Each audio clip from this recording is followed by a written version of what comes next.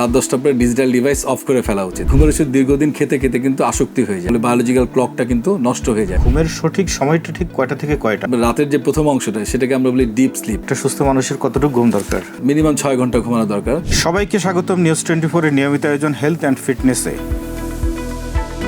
সঙ্গে আছে আমি আতাউর রহমান কাবুল।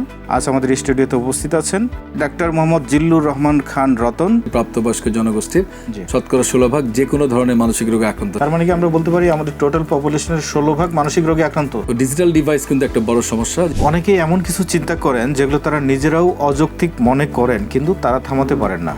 একজন ব্যক্তি মনে করে যে তার বাসায় যদি তার পরিবারের লোকজন তাকে বিষ খাইয়ে বেড়ে ফেলার চেষ্টা করছে। এই অবসেশনটা আসলে কেন হয়?